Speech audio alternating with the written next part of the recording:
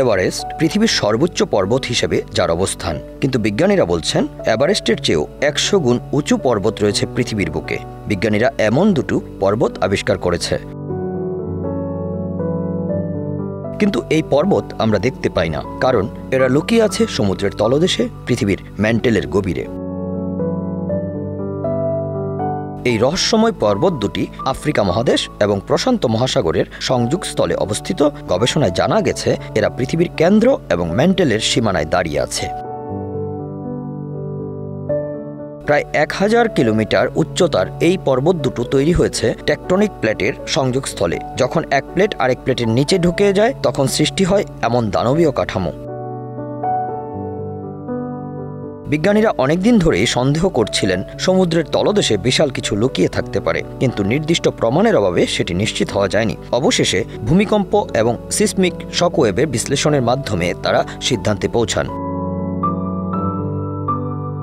বিজ্ঞানীদের দাবি, পর্বত দুটি কোটি কোটি বছর ধরে পৃথিবীর মাটির নিচে রয়েছে, কিন্তু মানুষের চোখে ধরা পড়েনি। মাউন্ট এভারেস্টের উচ্চতা যেখানে 8.8 কিলোমিটার, সেখানে এই পর্বত দুটির উচ্চতা প্রায় 1000 কিলোমিটার। আর বয়স বিজ্ঞানীদের মতে অন্তত 50 কোটি বছর। এমনকি এটি পৃথিবীর বয়সের সমানও হতে পারে। তুলনায় মাউন্ট এভারেস্ট যেন এক শিশু ঠাকুরদা, যার বয়স মাত্র 6 কোটি বছর।